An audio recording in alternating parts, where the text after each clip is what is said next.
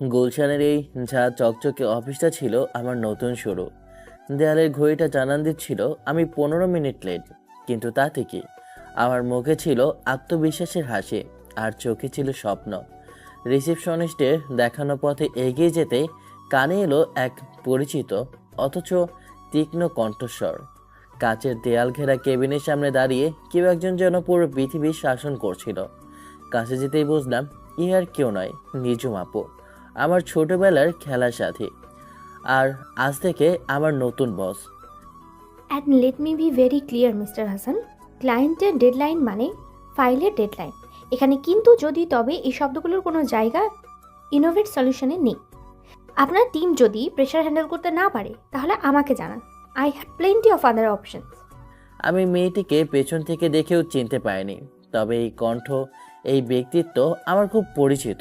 সে আর কেউ নয়, গল্পের নায়িকা নিঝুম, আমার বাবার বন্ধু কাফিল আঙ্কেলের মেয়ে, ছোটবেলার সেই নিঝুম আপু। আমার মুখের হাসিটা আরো চওড়া হলো। এগিয়ে গিয়ে ঠিক নিঝুমের পেছনে দাঁড়ালাম। এক্সকিউজ মি নিঝুম আপু। ফারাবির কণ্ঠ শুনে নিঝুম কথা থামিয়ে ঘুরে দাঁড়ালো। তার চোখে মুখে কোনো পরিচিতির ছাপ নেই, বরং ধারালো প্রশ্ন। তার দৃষ্টি ফারাবির আপাদমস্তক একবার জরিপ করে নিল। সরি, আপনাকে ঠিকই জানলাম না। আর আমার নাম মিস নিঝুম চৌধুরী, অফিসের ভেতরে এবং বাইরে সব জায়গাতেই। আপনি কে? আমি ফারাবি, ইফতেকার চৌধুরীর ছেলে। আজ থেকে এখানে জয়েন করার কথা। আঙ্কেল আর আব্বু নিশ্চয়ই তোমাকে বলেছে। ও, তাহলে আপনি মিস্টার ফারাবি হাসান। আপনার রিপোর্টিং টাইম ছিল সকাল 9টা, এখন বাজে 9টা 17। Welcome to innovate solutions. আপনার প্রথম দিনের শুরুটা বেশ পাংচুয়াল বলতে হবে। সরি, আসলে গুলশান 2-এর জ্যামটা যে এত ভয়াবহ হবে বুঝতেই পারিনি। বাসা থেকে তো সময় মতোই বেরিয়েছিলাম। তাছাড়া আজ প্রথম দিন, রাস্তাটাও ঠিক। মিস্টার ফারাবি, ঢাকা শহরে ট্রাফিক জ্যাম একটা জাতীয় সমস্যা, কোনো ব্যক্তিগত অজুহাত নয়। যারা এখানে কাজ করে তারা সবাই এই জ্যাম পার করেই সময় মতো অফিসে আসে। আপনি যেহেতু পারেননি, তার মানে আপনার টাইম ম্যানেজমেন্টের ঘাটতি আছে। আর প্রথম দিন রাস্তা চিনবেন না, এটাই স্বাভাবিক। তার জন্য হাতে অতিরিক্ত সময় নিয়ে বের হতে হয়। এটাকে বলে প্রফেশনালিজম। আশা করি দ্বিতীয় দিন থেকে আমাকে এই বেসিক জিনিসগুলো নিয়ে লেকচার দিতে হবে না। নিঝুমের কথাগুলো যেন চাবুকের মতো আমার গায়ে বিঁধছিল। পুরো ফ্লোরের সবাই আর চোখে আমাদের দিকে তাকাচ্ছে। যে মেয়েটিকে আমি ছোটবেলা থেকে চিনি, যার সাথে কত স্মৃতি জড়িয়ে আছে, তার এমন আনুষ্ঠানিক এবং কঠোর রূপ আমার কল্পনারও বাইরে ছিল। ফারাবি গলার স্বর নিচু করে বললাম, আমি সত্যি দুঃখিত নিঝুম। আসলে আমি তো তোমাকে ফোনই দিতাম, কিন্তু আব্বু বলল অফিসে গিয়েই যেন সারপ্রাইজ দিই। বলল তুমি দেখলে নাকি অনেক খুশি হবে। ছোটবেলায় তো আমরা। মিস্টার ফারাবি, দ্বিতীয় এবং শেষবারের মতো বলছি, অফিসে ব্যক্তিগত সম্পর্ক টেনে আনবেন না। আপনার বাবা আমার বাবার বন্ধু হতে পারে, তার মানে এই নয় যে আপনি অফিসের নিয়মকানুন ভঙ্গ করার লাইসেন্স পেয়ে গেছেন। এখানে আমার একটাই পরিচয়, আমি এই ফ্লোরের প্রজেক্ট হেড। আর আপনার পরিচয়, আপনি একজন জুনিয়র এক্সিকিউটিভ, আমার টিমের একজন সদস্য। এর বাইরে আমাদের আর কোনো সম্পর্ক এই অফিসের চৌহদ্দির মধ্যে নেই। কথাটি কি স্পষ্ট? ফারাবির মুখটা ফ্যাকাশে হয়ে গেল। তার সব উচ্ছ্বাস, সব আনন্দ যেন এক মুহূর্তে উপে গেছে। সে কেবল মাথা নাড়তে পারল। ঠিক তখনই মাঝবয়সী একজন ভদ্রলোক কিছু ফাইল হাতে নিয়ে তাদের দিকে এগিয়ে এলেন। তার চেহারায় স্পষ্ট উদ্বেগের ছাপ। ম্যাম, একটা জরুরি বিষয় ছিল। কী হয়েছে রাশেদ ভাই? আপনার মুখ এমন শুকনো লাগছে কেন? আক্তার গ্রুপের প্রজেক্ট নিয়ে কোনো সমস্যা? ম্যাম, ওরা আমাদের পাঠানো বাজেট কোটেশনে রাজি হচ্ছে না। বলছে কম্পিটিটররা নাকি এর চেয়েও 15% কমে কাজটা করে দিতে চাচ্ছে। ওরা আমাদের নতুন করে রিভাইজ বাজেট পাঠাতে বলেছে আজ দুপুরের মধ্যে। ইম্পসিবল। আমরা যে কোয়ালিটি অফার করেছি এই বাজেটের কমে অন্য কেউ সেটা দেবেই না। কিভাবে দেবে? নিশ্চয়ই ওরা সার্ভিসে কোনো কারচুপি করেছে। আপনি ওদের মেইল রিপ্লাই দিন, স্পষ্টভাবে বলুন আমাদের স্ট্যান্ডার্ড এবং কোয়ালিটির সাথে কোনো কম্প্রোমাইজ হবে না। আর তাদের এটাও মনে করিয়ে দিন যে গত বছর তাদের একটি ক্যাম্পেইন ঠিক এই কারণেই মাঠে মারা গিয়েছিল, সেটা অ্যাটাচ করে দিন। কিন্তু ম্যাম, ক্লায়েন্ট যদি হাতছাড়া হয়েছে, এটা অনেক বড় একটা প্রজেক্ট। রাশেদ ভাই, ক্লায়েন্ট ধরে রাখার জন্য আমরা আমাদের কোম্পানির ভ্যালু বিসর্জন দিতে পারি না। আপনি শুধু আমার কথাগুলো মেইলে ড্রাফট করে আমাকে দেখান, বাকিটা আমি দেখছি। ওদের সাইকোলজির সাথে খেলতে হবে, ভয় পেলে কিন্তু চলবে না। যান, দ্রুত করুন। রাশেদ সাহেব মাথা নেড়ে চলে গেলেন। নিঝুমের এই রূপ দেখে ফারাবি আরও অবাক হলো। যে মেয়েটি একটু আগেই তাকে ব্যক্তিগত কারণে ছিঁড়ে খাচ্ছিল, সেই মেয়েটি পেশাগত জায়গায় কতটা স্থির এবং আত্মবিশ্বাসী। নিঝুম ফাইল থেকে চোখ তুলে আবারও ফারাবির দিকে তাকালো। এখনও এখানে দাঁড়িয়ে আছেন যে? আপনার ডেস্ক কোনটা জানেন না? ওই যে কোনার দিকে যে খালি ডেস্কটা দেখছেন, ওটাই আপনার। যান, গিয়ে বসুন, আপনার কাজ আমি পাঠিয়ে দিচ্ছি। ফারাবি আর একটিও কথা না বলে চুপচাপ ডেস্কের দিকে এগিয়ে গেল। সে বসতেই নিঝুম তার পিছনে এসে দাঁড়ালো। ফারাবি চেয়ারে কিছুটা নড়ে চড়ে বসলো। একটা মিনিট, আপনার পোশাকের দিকে একটু নজর দিন। এই শার্টটা কি কোনো ফ্রাইডে আউটিংয়ের জন্য কিনেছিলেন? কেন, শার্টে কি সমস্যা? এটা তো একটা ফর্মাল চেক শার্ট। ফর্মাল শার্টের রং সাধারণত লাইট এবং সলিড হয় মিস্টার ফারাবি। আপনার এই উজ্জ্বল নীল চেকের শার্টটা অফিসের পরিবেশের সাথে ঠিক মানানসই নয়। এটা আপনার ব্যক্তিগত জিনিস, তবে ব্যক্তিগতটাকে যতটা না কুল হিসেবে উপস্থাপন করছে, তার চেয়ে বেশি ক্যাজুয়াল প্রমাণিত করছে। আর আমাদের অফিসের একটা ড্রেস কোড আছে, আশা করি কাল থেকে আপনাকে সেটা মনে করিয়ে দিতে হবে না। ওকে, আমি খেয়াল রাখবো। আর কথা বলার সময় আপনার গলার টোনটা একটু ফর্মাল করার চেষ্টা করবেন। আপনি এখানে কারোর সাথে আড্ডা দিতে আসেননি। আপনার প্রতিটি শব্দ, প্রতিটি বাক্য আপনার পেশা দায়িত্বের পরিচয় হতে হবে, ঠিক আছে? আসলে কিন্তু ভাবছিলাম এই ধরনের শব্দ যতটা সম্ভব পরিহার করবেন। বি প্রেসাইজ অ্যান্ড কনফিডেন্ট, বুঝেছেন? জি, বুঝেছি। নিঝুম আর কোনো কথা না বলে নিজের কেবিনের দিকে চলে গেল। আমি চেয়ারে শরীরটা এলিয়ে দিয়ে একটা লম্বা দীর্ঘশ্বাস ফেললাম। মনে হচ্ছিল আমি কোনো অফিসে নয়, বরং কোনো মিলিটারি ট্রেনিং ক্যাম্পে এসে পড়েছি। যে মেয়েটার সাথে দেখা হওয়ার উত্তেজনায় আমার সারা রাত ঘুম হয়নি, সেই মেয়েটাই আমার প্রথম দিনটাকে দুঃস্বপ্নে পরিণত করে দিল। ভাবতেও পারিনি আব্বুর বন্ধুর সিনিয়র মেয়ে যখন অফিসের বস হয়, তখন পরিস্থিতিটা এতটা ভয়াবহ হতে পারে। কিন্তু এটা নিশ্চিত যে সামনের দিনগুলো আমার জন্য মোটেও সহজ হবে না। ফারাবি তার ডেস্কের সামনে পাথরের মতো বসে আছে। চারপাশের কোলাহল, কিবোর্ডের খটখট শব্দ, কোনো কিছুই তার কানে ঢুকছে না। অপমানার বিস্ময়ে তার ভিতরটা তোলপাড় করছে।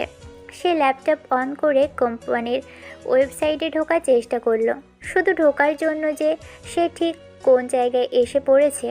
ঠিক তখনই তার ডেস্কের উপর একটা ফাইলের স্তূপ ধপ করে কেউ রাখলো। আপনি? আমি ছাড়া আর কে আসবে আপনার খোঁজ নিতে? নাকি ভেবেছিলাম প্রথম দিন শুধু পরিচয় হতেই কেটে যাবে? ইনোভেট সলিউশনে আমরা সময়ের অপচয় করি না মিস্টার ফারাবি। এগুলো কিসের ফাইল? আপনার প্রথম দিনের অ্যাসাইনমেন্ট। আজ থেকে ঠিক 3 বছর আগে আমাদের প্রজেক্ট সানরাইজ নামে একটা ক্যাম্পেইন ছিল, দেশের অন্যতম বড় একটা টেলিকম কোম্পানির জন্য। প্রচুর টাকা ইনভেস্ট করা হয়েছিল, আমাদের সেরা টিম কাজ করেছিল, কিন্তু ক্যাম্পেইনটা খুব বাজেভাবে ব্যর্থ হয়। নিঝুম তার ট্যাবলেট অন করে কিছু গ্রাফ আর চার্ট ফারাবির দিকে এগিয়ে দিল। ফারাবি দেখল সবগুলো গ্রাফই নিচের দিকে নামছে। এই ফাইলগুলোতে ওই প্রজেক্টের শুরু থেকে শেষ পর্যন্ত সব ডেটা আছে। ক্লায়েন্ট ব্রিফিং, মার্কেট রিসার্চ, তারপর budget, marketing strategy, social media অ্যানালিস্টিক, customer feedback, everything. আপনাকে যা করতে হবে তা হলো এই সবগুলো ডাটা অ্যানালাইসিস করে ঠিক কী কী কারণে প্রজেক্টটা ফেল করেছিল তার মূল 5টি কারণ খুঁজে বের করতে হবে। এবং শুধু কারণ বের করলেই হবে না, এই ভুলগুলো শুধরে নতুন কী স্ট্র্যাটেজি নেওয়া যেতে পারে তার উপরে একটি পাওয়ার পয়েন্ট প্রেজেন্টেশন বানাতে হবে। স্লাইড হবে ন্যূনতম 15টা। ঠিক আছে, আমি এটা নিয়ে কাজ শুরু করছি। আমার কতদিন সময় লাগবে এটা শেষ করতে? দিন? আপনি দিন শব্দটা কোথায় পেলেন? আপনার ডেডলাইন আজ সন্ধ্যা 6টা। কি বললেন? আজ সন্ধ্যা 6টা? কিন্তু এটা তো অসম্ভব। এতগুলো ফাইল পড়ে ডেটা অ্যানালাইজ করে কারণ খুঁজে বের করা, আবার নতুন স্ট্র্যাটেজি বানিয়ে 15টা ক্লায়েন্টের প্রেজেন্টেশন তৈরি করা, এটা তো একটা পুরো টিমেরও 2-3 দিন সময় লাগার কথা। নিঝুম এক পা এগিয়ে এসে ফারাবি ডেস্কের উপর ঝুঁকে শান্ত কিন্তু ধারালো গলায় বলে, মিস্টার ফারাবি, অসম্ভব শব্দটি কেবল অযোগ্যদের ডিকশনারিতেই থাকে, আর আমি আমার টিমে কোনো অযোগ্য লোক রাখি না। আপনার সিভিতে লেখা আছে আপনি আপনার ইউনিভার্সিটির টপার ছিলেন, বেশ কয়েকটা কেস স্টাডিতেও নাকি ফার্স্ট হয়েছেন। এখন সেটা প্রমাণ করার সময় এসেছে, নাকি ওগুলো শুধু কাগজ কলমেই? দেখুন, আমি কাজটাকে ভয় পাচ্ছি না, কিন্তু যে কোনো কাজের একটা বাস্তবসম্মত টাইমলাইন থাকা উচিত। কোনো ব্যাকগ্রাউন্ড নলেজ ছাড়া, কোম্পানির সিস্টেম না বুঝে প্রথম দিনেই এত বড় একটা কাজ। আমি শুধু বলছি যে কাজটার কোয়ালিটি ঠিক রাখার জন্য আমার একটু সময় প্রয়োজন। কোয়ালিটি? ইন্টারেস্টিং। আপনি এখনও কাজ শুরুই করেননি আর এরই মধ্যে কোয়ালিটির দোহাই দিচ্ছেন। আগে আমাকে আপনার কাজের স্পিড এবং ডেডিকেশন দেখান, তারপর কোয়ালিটি নিয়ে কথা বলতে আসবেন। আমি এখানে প্রশ্ন শোনার জন্য বসিনি, কাজ দেখার জন্য বসেছি। Now get to work. Nijhum ঘুরে দাঁড়াতেই তার ডেস্কের উপর রাখা মোবাইল ফোনটা বেজে উঠল। স্ক্রিনের দিকে তাকিয়ে তার ভ্রু কুঁচকে গেল। সে ফোনটা রিসিভ করলো। হ্যালো, আসসালামু আলাইকুম আঙ্কেল। জি, আমি ভালো আছি। আপনি ভালো আছেন? আন্টি কেমন আছেন? ফারাবি বুঝতে পারল ফোনটা তার বাবার। সে কান খাড়া করে শোনার চেষ্টা করলো। জি, ফারাবি পৌঁছেছে। হ্যাঁ, আমার সামনেই আছে, কাজ করছে। না না, কোনো সমস্যাই হচ্ছে না। ও তো খুব স্মার্ট ছেলে, সব ভালোভাবেই সামনে নিচ্ছে, আপনি একদম চিন্তা করবেন না। নিঝুমের মুখে স্মার্ট ছেলে শুনে ফারাবি অবাক হয়ে তার দিকে তাকালো। এই কি সেই মেয়ে যে একটু আগেই তাকে অযোগ্য বলছিল? আচ্ছা আঙ্কেল, আমি আসলে এখন একটা জরুরি মিটিংয়ের মধ্যে ঢুকছি, তো আমি কি আপনাকে পরে ফোন করব? জি, অবশ্যই খেয়াল রাখবো। আল্লাহ হাফিজ। ফোনটা কেটেই নিঝুম সেটাকে ডেস্কের উপর প্রায় ছুঁড়ে রাখলো। তার মুখে সেই কৃত্রিম ভদ্রতার আবরণটা সরে গিয়ে আবারও আগের কঠিন রূপটা ফিরে এলো। কি ভাবছেন আপনার বাবা ফোন করে খোঁজ নিলেই আমি গলে যাব? আপনাকে মাথায় তুলে নাচবো? সিরিয়াসলি? আমি তো এমন কিছু ভাবিনি। তাহলে শুনে রাখুন, আপনার বাবা একজন অসাধারণ ভালো মানুষ, ভীষণ আবেগপ্রবণ এবং সরল। কিন্তু আবেগ দিয়ে সংসার চলতে পারে, বিজনেস চলতে না। বিজনেসে রেজাল্ট লাগে, পারফরমেন্স লাগে। ওনার এই অতিরিক্ত স্নেহ এবং সারাক্ষণ খোঁজখবর নেওয়ার স্বভাবটা প্রমাণ করে দেয় যে তিনি এখনও আপনাকে সেই স্কুলের বাচ্চা ছেলেটাই ভাবেন, যে একা একা কিছুই করতে পারে না। বাবার নামে এমন কথা শুনে ফারাবির মাথায় রক্ত জড়ে গেল। সে চেয়ার ছেড়ে উঠে দাঁড়ালো। আমার বাবাকে নিয়ে একটা বাজে কথা বলবেন না, মিস নিঝুম চৌধুরী। তিনি কেমন সেটা আমি জানি। আর তিনি আমাকে ফোন করেনি, আপনাকেই করেছেন, কারণ তিনি আপনাকে নিজের মেয়ের মতোই স্নেহ করেন। ও টাচি, বাবার জন্য খুব লাগছে তাই না? ইমোশনাল অ্যাটিটিউডটাই আপনাদের মতো প্রিভিলেজ ছেলেদের সবচেয়ে বড় সমস্যা। আপনারা সব কিছু উত্তরাধিকার সূত্রে পেয়ে অভ্যস্ত। বাবার পরিচয় চাকরি, বাবার পরিচয় সম্মান, কিন্তু নিজের যোগ্যতা দিয়ে কিছু অর্জন করার কষ্টটা আপনারা বোঝেন না। কি বলতে চান আপনি? বলতে চাই যে আমি যখন এই কোম্পানিতে ইন্টার্ন হিসেবে জয়েন করেছিলাম, তখন আমার কোনো পরিচয় ছিল না।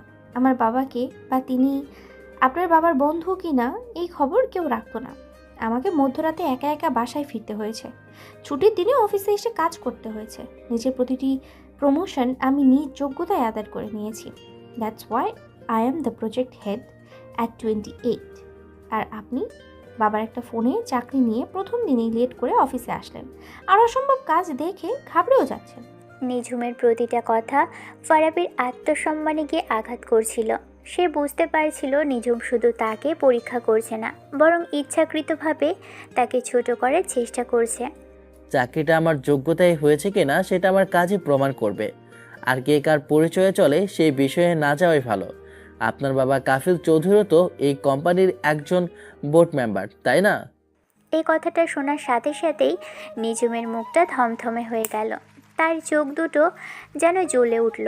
ফারাবি বুঝতে পারল সে ভুল জায়গায় আঘাত করে ফেলেছে। আপনি আপনার সীমা ছাড়িয়ে যাচ্ছেন মিস্টার ফারাবি। আমার বাবার পজিশন আর আমার ক্যারিয়ারের সাথে কোনো সম্পর্ক নেই, এবং এই কথাটা দ্বিতীয়বার বলার আগে 10 বার ভাববেন। Now sit down and finish your work. সন্ধ্যা 6টার 1 মিনিট পরেও যদি আমি আপনার প্রেজেন্টেশন আমার মেইলে না পাই, তাহলে ধরে নেবেন কাল থেকে আপনার এই অফিস আসার প্রয়োজন নেই। Is that absolutely clear? Nijhum আর এক মুহূর্ত না দাঁড়িয়ে হনহন করে নিজের কেবিনের দিকে চলে গেল। আমিও ধপ করে চেয়ারে বসে পড়লাম। আমার মাথাটা ঘুরছিল। একদিকে প্রায় অসম্ভব একটা কাজ, অন্যদিকে তীক্ষ্ণ অপমানের জ্বালা। আমি স্তূপাকার ফাইলগুলোর দিকে তাকালাম। মনে হচ্ছে যেন এগুলো ফাইলের স্তূপ নয়, বরং নিঝুমের ছুড়ে দেওয়া এক একটা চ্যালেঞ্জ। আমি একটা দীর্ঘশ্বাস ফেলে প্রথম ফাইলটা টেনে নিলাম। ঠিক করলাম আর যাই হয়ে যাক এই চ্যালেঞ্জটা গ্রহণ করবই, শুধু চাকরি বাঁচানোর জন্য নয়, নিজের আত্মসম্মান বাঁচানোর জন্য। ঘড়ির কাঁটা তখন বিকেল 4টা ছুঁই ছুঁই। ফারাবির চোখ দুটো জ্বলছে। টানা কয়েক ঘন্টা ল্যাপটপের স্ক্রিনের দিকে তাকিয়ে থেকে মাথাটা ধরে গেছে। 3 কাপ কফিও তার ক্লান্তি দূর করতে পারছে না। সে শত শত ডেটা পয়েন্ট, গ্রাফ আর পুরনো রিপোর্টের এক বিশাল সমুদ্রে হাবুডুবু খাচ্ছে। চারপাশের সহকর্মীরা নিজেদের কাজ নিয়ে ব্যস্ত। কেউ কেউ বিকেলে চায়ের জন্য প্রস্তুতি নিয়েছে, কিন্তু ফারাবি সেদিকে তাকানোর ফুসরাত নেই। এই ক্যাম্পেইনে সোশ্যাল মিডিয়া এঙ্গেজমেন্ট এত কম কেন ছিল? বাজেটিং তো ঠিকই ছিল, টার্গেট অডিয়েন্সও স্পেসিফিক, তাহলে সমস্যাটা কোথায়? কাজ করতে করতে তার হঠাৎ মনে হলো 3 বছর আগের এই প্রজেক্টের কিছু ফিনান্সিয়াল ডেটা তার প্রয়োজন, যা এই ফাইলগুলোতে নেই। হয়তো অ্যাকাউন্টস ডিপার্টমেন্টের রেকর্ডে থাকতে পারে। সময় বাঁচাতে সে দ্রুত একটি ইমেল কম্পোজ করা শুরু করলো। সাবজেক্ট লাইনে লিখলো, urgent data request for project Sunrise. ইমেলটা অ্যাকাউন্টস হেডের উদ্দেশ্যে লিখে নিচে সিসি হিসেবে নিঝুমের নাম যোগ করলো। সেন্ড বাটনে ক্লিক করার ঠিক 1 সেকেন্ড পর তার বুকের ভিতরটা ছ্যাদ করে উঠল। সর্বনাশ, আর্জেন্টের জায়গায় এজেন্ট লিখে ফেলেছি, ইউ এর জায়গায় এ, এত বড় একটা টাইপে। সে দ্রুত সেন্ড আইটেমে গিয়ে দেখলো ইমেলটা এরই মধ্যে চলে গেছে। একটা সামান্য ভুলের জন্য তার ভিতরটা অনুশোচনায় ভরে গেল। সে ভাবলো নিঝুম হয়তো বিষয়টা এড়িয়ে যাবে, অথবা ফিরতি মেইলে শুধরে নিতে বলবে। কিন্তু তার ভাবনাকে ভুল প্রমাণ করে ঠিক 10 মিনিট পর কাঁচের কেবিনের দরজা খুলে বেরিয়ে এলো নিঝুম। তার হাতে ধরা একটা প্রিন্ট করা কাগজ আর মুখে রাজ্যের কঠোরতা। সবাই 5 মিনিটের মধ্যে কনফারেন্স রুমে আসুন, এক্ষুনি। নিজুমের এমন একটা আকস্মিক ঘোষণায় সবাই চমকে উঠল। কর্মীরা একে অপরের দিকে তাকাতে তাকাতে কনফারেন্স রুমের দিকে এগোলো। আমি বোঝার আর বাকি নেই, এই নাটকের কেন্দ্রবিন্দুতে আমি নিজেই। ভাড়াক্রান্ত প্রায় আমিও সবার সাথে কনফারেন্স রুমে প্রবেশ করলাম। বিশাল টেবিলের ঠিক মাথায় গিয়ে দাঁড়ালো নিচু, হাতের কাগজটা টেবিলের উপর মেলে ধরে বলে, আপনাদের সবাইকে এখানে ডাকার কারণ হলো আমাদের টিমে প্রফেশনালিজম বা পেশাদারিত্বের বর্তমান অবস্থা সম্পর্কে আপনাদেরকে অবগত করা। কিছুক্ষণ আগে আমার কাছে একটি ইমেল এসেছে, আমি ইমেলটা আপনাদেরকে পড়ে শোনাচ্ছি। নিঝুম ইচ্ছে করেই খুব স্পষ্ট এবং ব্যঙ্গাত্মক উচ্চারণে ইমেলটা পড়া শুরু করলো। Subject, urgent data request for project sunrise. হ্যাঁ, আপনারা ঠিকই শুনছেন, আর্জেন্ট। আর্জেন্ট নয়, বডিতে যা লেখা আছে তা গুরুত্বপূর্ণ নয়, কিন্তু এই যে একটা শব্দই যথেষ্ট রেমিটার্সের মানসিকতা বোঝার জন্য। কনফারেন্স রুমের পিনবত নীরবতা। সবার চোখ একবার নিঝুমের দিকে, আরেকবার ফারাবির ফ্যাকাশে হয়ে যাওয়া মুখের দিকে যাচ্ছে। রাশেদ সাহেব অস্বস্তিতে নড়ে চড়ে বসলেন। মিস্টার ফারাবি, এই মেইলটা আপনি পাঠিয়েছেন, তাই তো? জি ম্যাম, এটা আমারই ভুল। আমি খুবই দুঃখিত, আসলে কাজের অনেক চাপ ছিল আর তাড়াহুড়োর মধ্যে টাইপ করতে গিয়ে খেয়াল করিনি। It's a human error. আমি এক্ষুনি একটা সংশোধনী মেল পাঠিয়ে দিয়েছি। Human error? বাহ, কি চমৎকার একটা অজুহাত। আপনি কি জানেন আপনার এই একটা হিউম্যান এরর আমাদের কোম্পানির ইমেজটাকে কোথায় নামিয়ে দিতে পারতো? আজ আপনি এই ইমেলটা ইন্টারনাল ডিপার্টমেন্টেই পাঠিয়েছেন। কাল যদি কোনো ক্লায়েন্টকে পাঠাতেন, তারা আমাদের সম্পর্কে কী ধারণা করতো? তারা ভাবতো ইনোভেট সলিউশন এমন একটা অপদার্থ লোক নিয়ে ভাড়া করেছে যাদের সাধারণ বানান জ্ঞানটুকুও নেই। আমি আমার ভুল স্বীকার করছি, আমি বলছি না যে এটা কোনো ভুল নয়, কিন্তু এটার জন্য পুরো টিমকে ডেকে এভাবে, মানে বিষয়টা কি এতটাই বড়? অবশ্যই বড়। আপনার কাছে যেটা সামান্য টাইপও মনে হচ্ছে, আমার কাছে সেটা হলো আপনার কাজের প্রতি অমনোযোগিতার প্রমাণ। এটা প্রমাণ করে যে আপনি আপনার দায়িত্বকে সিরিয়াসলি নেন না। Attention to detail is everything in our business, mister Farabi. একটা কমা, একটা ফুল স্টপও এখানে অনেক কিছু মিন করে। আর আপনি তো পুরো একটা শব্দই বদলে দিয়েছেন। আপনার এই অপেশাদার আচরণের জন্য আজ পুরো টিমে 5 মিনিট করে মূল্যবান সময় নষ্ট হলো। এই সময় মূল্য কি দেবে? আমি আবারও ক্ষমা চাইছি, আমি কথা দিচ্ছি ভবিষ্যতে এমন ভুল আর কখনো হবে না। ভবিষ্যৎ অনেক দূরের কথা মিস্টার ফারাবি, আপনার বর্তমানই তো প্রশ্নের মুখে। আমি বুঝতে পারছি না যে মানুষ একটা সাধারণ ইমেল লেখার সময় মনোযোগ রাখতে পারে না, সে কীভাবে একটা পুরো ফেল প্রজেক্টের অ্যানালিস্টিক করবে। আপনার প্রেজেন্টেশনের কোয়ালিটি কি হবে সেটা আমি এখনই ধারণা করতে পারছি। ফারাবি আর কোনো কথা খুঁজে পেল না। অপমানে তার কান গরম হয়ে আসছিল। সে শুধু নীরবে দাঁড়িয়ে রইল। নিঝুম যখন তাকে নিয়ে পরবর্তী আক্রমণের জন্য প্রস্তুতি নিচ্ছে, ঠিক তখনই তার ভাইব্রেটিং মোডে থাকা ফোনটা টেবিলের উপর কেঁপে উঠল। নিঝুম ফোনের স্ক্রিনের দিকে তাকিয়ে বিরক্তিতে চোখ কোঁচকাল। ফোনটা হাতে নিয়ে কেটে দেওয়ার উপক্রম করে, কিসের জন্য? কিন্তু ফোনটা কেটে দেওয়ার আগেই ওপাশ থেকে আবারও কল এলো। এবার নিঝুম ফোনটা রিসিভ করলো, তবে মুখে চূড়ান্ত বিরক্তি। আমি একটা ইম্পর্টেন্ট মিটিংয়ে আছি, তোকে না বললাম পরে ফোন করতে। ফোনের ওপাশ থেকে হয়তো এমন কিছু বলা হলো যাতে নিঝুমের গলার স্বর আর কঠোর থাকতে পারল না।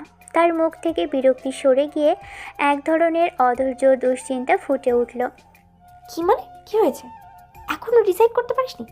আর তোর ল্যাঙ্গের তো আমি ওই ডিজাইনারকেই ফাইল করতে বলেছিলাম, কতবার বলবো তোকে? পুরো কনফারেন্স রুম স্তব্ধ। সবাই অবাক হয়ে দেখছে। যে বস একটু আগে একটা হাইপোর জন্য প্রফেশনালিজম ক্লাস নিয়েছিলেন, তিনি এখন গুরুত্বপূর্ণ মিটিং থামিয়ে লেহেঙ্গার ডিজাইন নিয়ে কথা বলছেন।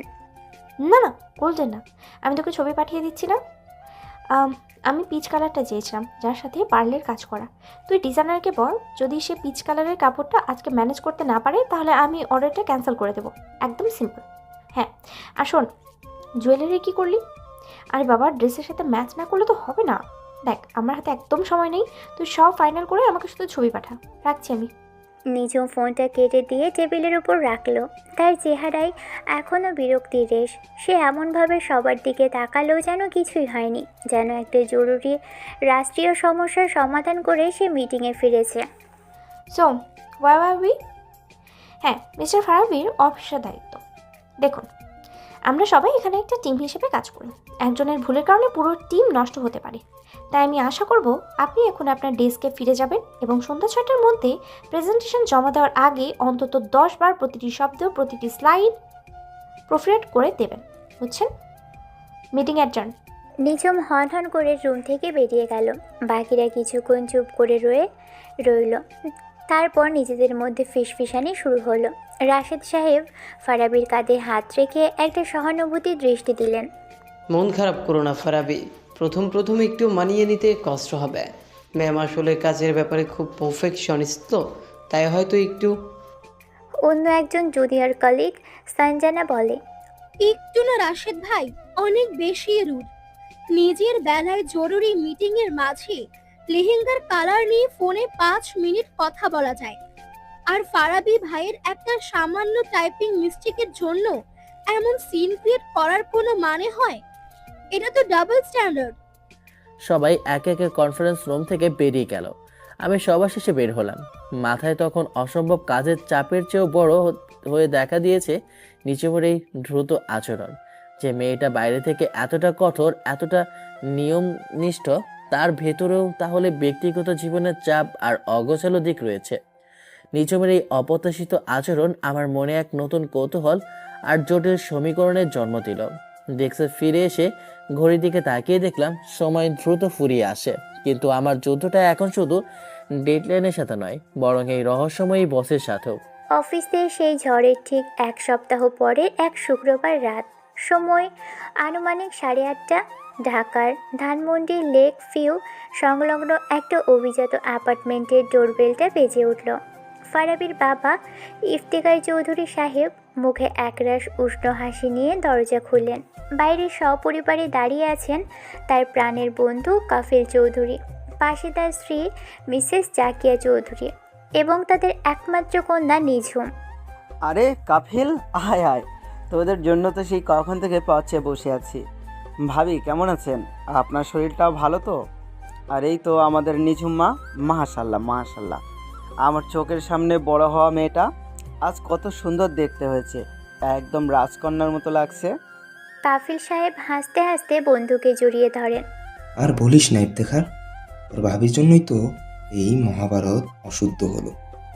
ওনার শাড়ি পছন্দ করতে 1 ঘন্টা আর রেডি হতে আরও 2 ঘন্টা। ভিতরে আসতে বলবি নাকি তোর প্রশংসার তরেই আজ রাতটা দরজায় কাটিয়ে দিব? দুই বন্ধুর খুনসুটিতে ঘরোয়া পরিবেশটা মুহূর্তেই জীবন্ত হয়ে উঠল। সবাই হাসতে হাসতে ভিতরে প্রবেশ করলো। ফারাবির মা মিসেস আমিনা চৌধুরী সাজানো গোছানো ড্রয়িং রুমে তাদের অভ্যর্থনার জন্য প্রস্তুত ছিলেন। তিনি নিঝুমকে দেখেই এগিয়ে এসে পরম স্নেহে তার চিবুক ছুঁয়ে কপালে একটা চুমু খেলেন। এসো মা, ভিতরে এসো। তোমাকে দেখেছি আমার কি ভালো লাগছে তা বলে বোঝাতে পারবো না। শেষবার যখন দেখেছিলাম তখন তো ছোট ছিলে, সেই বাইরে পড়াশোনা করতে গিয়েছিলে, পরে আর দেখাই হলো না। আজ প্রায় 5 বছর পর দেখলাম। কেমন আছেন আন্টি? আপনার শরীর ভালো? আঙ্কেলের ডায়াবেটিস এখন কন্ট্রোলে তো? এই তো মা, আলহামদুলিল্লাহ, তোমাদের দোয়ায় আর আল্লাহর রহমতে ভালোই আছি। তোমার আঙ্কেলের সুগার লেভেল আগের চেয়ে ভালো। আর তুমি কেমন আছো মা? সারাদিন অফিসের এত চাপ, নিজের জন্য একটু সময় পাও তো? সময় বের করে নিতে হয় আন্টি, ওয়ার্ক লাইফ ব্যালেন্সটা জরুরি। নিঝুমের সংক্ষিপ্ত এবং আনুষ্ঠানিক উত্তরে আমিনা চৌধুরী সামান্য অবাক হলেও তা প্রকাশ করলেন না। তিনি উচ্চস্বরে ভিতর দিয়ে ডাকলেন, ফারাবি, এই ফারাবি, কোথায় তুই? দেখ, তোর ছোটবেলার খেলার সাথী এসেছে, তাড়াতাড়ি আয়। ফারাবি তার ঘর থেকে বেরিয়ে এলো। পরনে নীল রঙের একটা সাধারণ কিন্তু এলিগেন্ট পাঞ্জাবি, মুখে অমায়িক হাসি।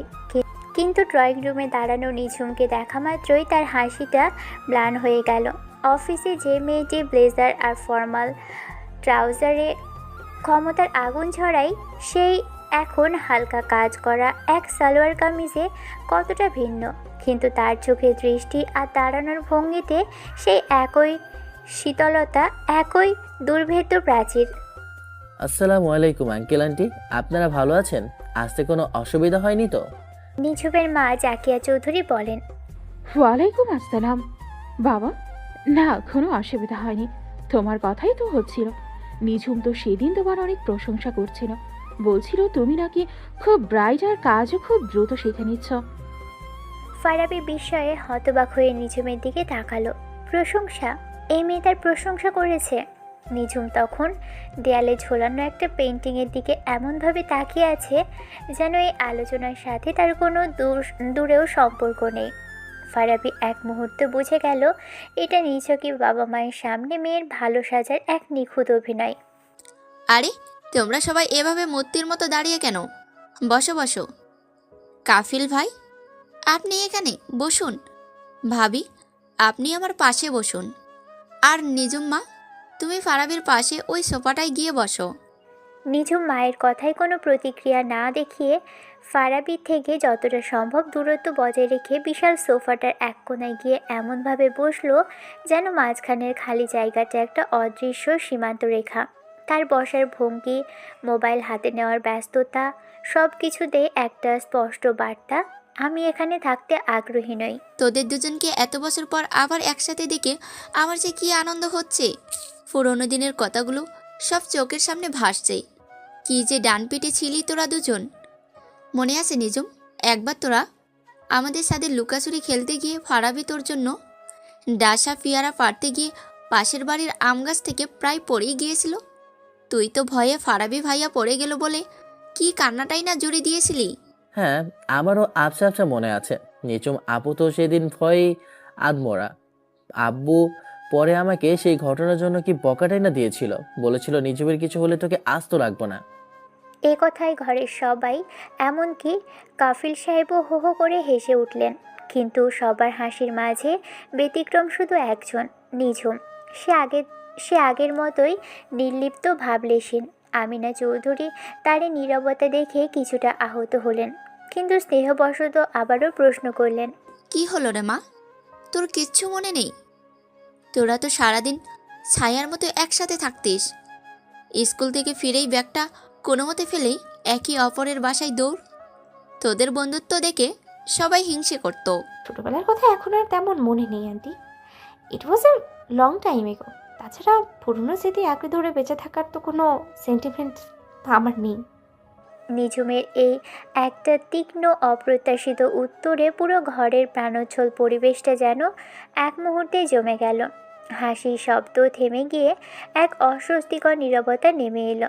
আমিনা চৌধুরীর মুখটা ছোট হয়ে গেল। কাফিল সাহেব আর তার স্ত্রী মেয়ের এমন রূঢ় আচরণে চরম বিব্রত হয়ে একে অপরের দিকে তাকালেন। ফারাবি বুঝতে পারল নিঝুম ইচ্ছে করেই তাকে এবং তার পরিবারকে অপমান করেছে। সে পরিস্থিতিটা হালকা করার জন্য একটু চেষ্টা করলো। আসলে আপু তো এখন অনেক কাজের চাপ, তাই না? প্রজেক্ট হেড হিসেবে শত শত বিষয় মাথায় রাখতে হয়। এসব ডেটা আর ডেডলাইনের ভিড়ে পুরোনো দিনের আবেগঘন স্মৃতি মনে রাখার জায়গা কোথায়, তাই না ম্যাম? ফারাবি ইচ্ছে করে ম্যাম শব্দটার উপর এমনভাবে জোর দিল যা কেবল নিঝুমই বুঝতে পারল। নিঝুম তার দিকে একবার অগ্নিদৃষ্টিতে তাকালো, কিন্তু বাবা মায়ের সামনে কিছু বলতে পারল না, শুধু জোয়াল শক্ত করে অন্যদিকে মুখ ঘুরিয়ে নিল। ঠিক তখনই ইফতেখার সাহেব আলোচনার মোড় সম্পূর্ণ ঘুরিয়ে বলেন, বাদ দে তো, তোদের ছেলে মানুষই। দেশের যে হালচাল তাতে পুরনো দিনের শান্তি মনে করলে এখন শুধু দীর্ঘশ্বাস বাড়ে। দেখছিস কাপিল, কি একটা অস্থির সময় যাচ্ছে। বাজারে গেলে পকেটে আগুন লাগে, রাস্তায় বের হলে জীবনের নিরাপত্তা নেই। আর আজকালকার ছেলে মেয়েদের মধ্যে কোনো মুরব্বীদের সম্মানবোধ নেই। দেশটা কোথায় গিয়ে যে ঠেকবে। একদম ঠিক বলেছিস। সেদিন খবরে দেখলাম উচ্চ ঘটনা নিয়ে ভার্সিটির ছেলেরা মারামারি করে একজনকে মেরেই ফেললো। আমাদের সময়ে আমরা শিক্ষকদের দেখলে 10 হাত দূর দিয়ে হেঁটে যেতাম। এখন ছাত্ররা শিক্ষকদের গায়ে হাত তুলে, সব অবক্ষয়। শুধু আজকালকার ছেলেমেয়েদের দোষ দিয়ে লাভ নেই আঙ্কেল। সময়টা তো আমাদের সিস্টেমে সমস্যাটা, আমাদের মানসিকতায়। যে দেশে একজন সৎ সরকারি কর্মকর্তা পদে পদে হেনস্থার শিকার হয় আর একজন দুর্নীতিবাজ নেতাকে ফুলের মালা দিয়ে বরণ করা হয়, সে দেশে তরুণদের কাছ থেকে আপনারা আর কি আশা করেন? তা অবশ্য ঠিক বলেছ মা, কিন্তু দেখো সরকার তো চেষ্টা কম করছে না। পদ্মা সেতু হলো, মেট্রো রেল চালু হলো, দেশ তো এগিয়ে যাচ্ছে। এই এগিয়ে যাওয়াটা একটা মরীচিকা আঙ্কেল। উন্নয়ন মানে তো শুধু কয়েকটা কংক্রিটের কাঠামো নয়। উন্নয়ন মানে মানুষের জীবনযাত্রার মানের উন্নয়ন, সামাজিক সুরক্ষার নিয়ন্ত্রণ, নিশ্চয়তা। আমাদের দেশে প্রতি বছর হাজার হাজার ছেলে মেয়ে সর্বোচ্চ ডিগ্রি নিয়েও চাকরির জন্য দাঁড়ে দাঁড়ে ঘুরছে কেন? কারণ আমাদের শিক্ষা ব্যবস্থার কর্মমুখী নয়। আমরা একদল সার্টিফিকেটধারী শিক্ষিত বেকার তৈরি করছি, আর এই হতাশ তরুণদেরই তো রাজনীতিবিদদের নিজেদের স্বার্থে ব্যবহার করে। The root of the problem is political and system. কিন্তু নিঝুম আপু, সব কিছু শুধু সিস্টেমকে দোষারোপ করাটাও তো এক ধরনের পলায়নবাদী মানসিকতা, তাই না? ব্যক্তি হিসেবে আমাদেরও তো কিছু দায়িত্ব আছে।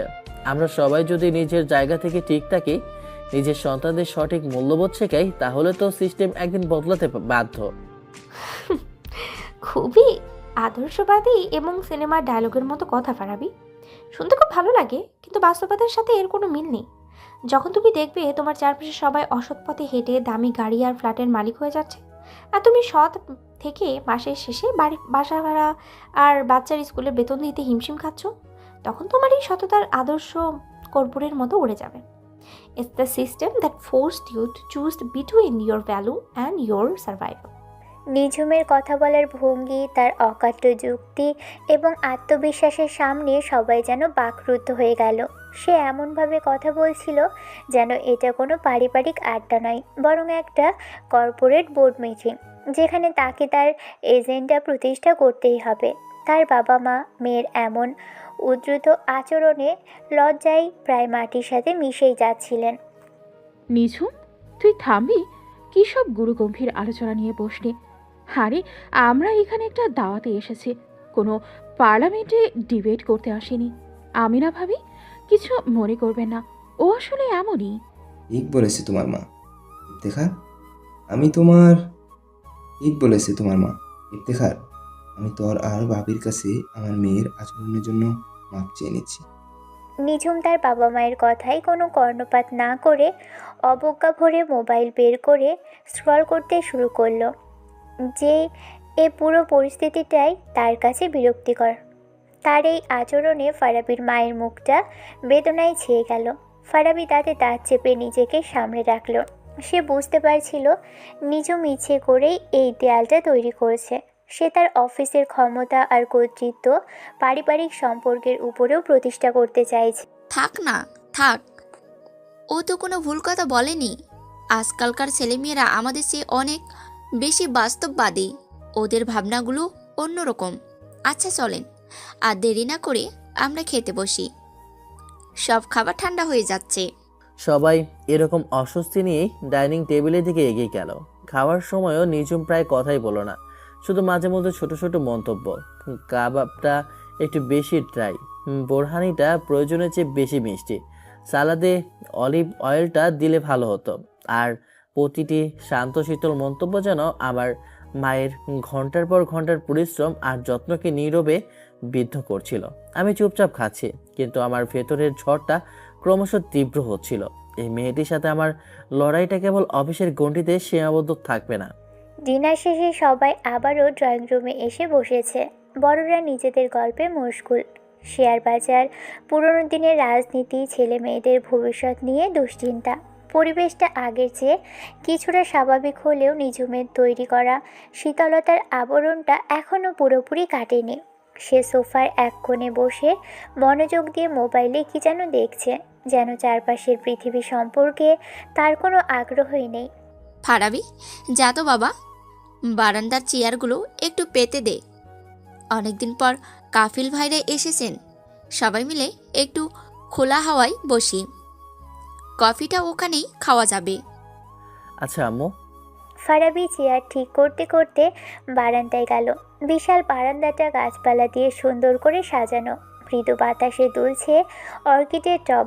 ফারাবি চেয়ারগুলো ঠিক করে ভিতরে উকি দিয়ে দেখল নিঝুম এখনও মোবাইলে নিমগ্ন। তার ভিতরটা হঠাৎ করেই কেমন যেন করে উঠল। এই মেয়েটা কি ইচ্ছে করে এমন করছে, নাকি সে সত্যিই বদলে গেছে? আমি ঠিক করলাম শেষ একবার চেষ্টা করে দেখি। বারান্দার দরজা দাঁড়িয়ে নরম গলায় বললাম, নিঝুম আপু, ভেতরে গরমে বসে না থেকে বাইরে আসবে, এখানে বাতাস আছে, ভালো লাগবে। ধন্যবাদ, আমি এখানেই ঠিক আছে। আরে এসো তো, আব্বুরা নিজেদের সিরিয়াস আলোচনা নিয়ে ব্যস্ত, তুমি এখানে একা একা বোর হচ্ছ, তার চেয়ে বরং আমার সাথে বোর হও। ফারাবির শেষ কথাটাই হালকা রসিকতার সুর ছিল। নিঝুম এবার চোখ তুলে তাকালো। তার দৃষ্টিতে কোনো ভাবান্তর নেই, কিন্তু সে উঠে দাঁড়ালো এবং ধীর পায়ে বারান্দার দিকে এগিয়ে এলো। ফারাবি কিছুটা অবাক হলেও খুশি হলো। নিঝুম এসে রেলিং ধরে বাইরের অন্ধকার আকাশের দিকে তাকিয়ে রইল। কিছুক্ষণ নীরবতার পর, তোমার কি সত্যি ছোটবেলার কোনো কথাই মনে নেই নিঝুম আপু? মানে একটাও না? আমি অপ্রয়োজনীয় তথ্য মাথায় রাখি না ফারাবি, অতীত মানেই অপ্রয়োজনীয়। আমার কাছে তো অতীত মানে শেকড়। আচ্ছা একটা কথা বলি, দেখো তো মনে পড়ে কিনা, তখন আমরা ক্লাস 7 বা 8 পড়ি। স্কুল থেকে ফেরার পথে একদিন রাস্তায় একটা বড় ষাঁড় খেপে গিয়ে তোমার দিকে তেড়ে এসেছিল। রাস্তার সবাই ভয়ে এদিক ওদিক পালাচ্ছিল, আর তুমি ভয়ে জমে একেবারে পাথরের মতো দাঁড়িয়েছিলে। ফারাবি বলতে বলতে নিঝুমের মুখের দিকে তাকালো। তার মুখে কোনো প্রতিক্রিয়া নেই, কিন্তু সে শুনছে এটা বুঝতে পেরে ফারাবি বলে চলল, আমি তখন কি করবো বুঝতে না পেরে আমার হাতের পানির বোতলটা খুলে সবটুকু পানি ষাঁড়টার চোখে মুখে মেরেছিলাম। ওটা মুহূর্তের জন্য থমকে গিয়েছিল, আর সেই সুযোগে আমি তোমার হাত ধরে টেনে নিয়ে একটা দোকানের ভিতরে ঢুকে পড়েছিলাম। তোমার সেদিনে সেই ভয় পাওয়া মুখটা আমি আজও ভুলতে পারিনি, অনেক মিস করি। তুমি ভয়ে আমাকে কি শক্ত করেই না জড়িয়ে ধরেছিলে, মনে পড়ছে কিছু? ফারাবি খুব আশা নিয়ে নিঝুমের দিকে তাকিয়েছিল। তার মনে হয়েছিল এত বড় একটা ঘটনা নিঝুমের ভুলে যাওয়ার কথা নয়। হয়তো এই স্মৃতির সূত্র ধরেই বরফটা গলতে শুরু করবে। নিঝুম কিছুক্ষণ চুপ করে রইল, তারপর খুব শান্তভাবেই ফারাবির দিকে ঘুরল। আচ্ছা ভাবে মনে পড়ছে, তুমি সেদিন বিরক্ত দেখিয়েছিলে আর আমি বোকার মতো ভয় পেয়েছিলাম। এই তো ঘটনাটা মনে রেখে তুমি কি প্রমাণ করতে চাও ফারাবি? যে তুমি আমার রক্ষাকর্তা আর আমার তোমাকে আজীবন কৃতজ্ঞতার চোখে দেখা উচিত? লিসেন, অতীত নিয়ে পড়ে থাকাটা বোকাদের কাজ। আমি বর্তমানে বাঁচি, আর আমার বর্তমান হলো আমি তোমার বস, আর তুমি আমার একজন এমপ্লয়। এর বাইরে আমাদের কোনো পরিচয় নেই। আশা করি এর অপ্রয়োজনীয় বিষয়টা এখানেই শেষ হবে। ফারাবির মুখে সব আলো যেন নিভে গেল। এতটা রূঢ়, এতটা অপমানজনক উত্তর সে আশা করেনি। তার মনে হলো সে একটা পাথরের দেয়ালে মাথা ঠুকে চলেছে, যে দেয়ালে কোনো দিনও ফাটল ধরবে না। সে আর কিছু বলতে যাবে, ঠিক তখনই বারান্দায় হাসতে হাসতে প্রবেশ করলো একজন। কি রে ফারাবি, ভাবিকে একা পেয়ে প্রেম করছিস নাকি? আমাকেও তো একটু চান্স দিবি।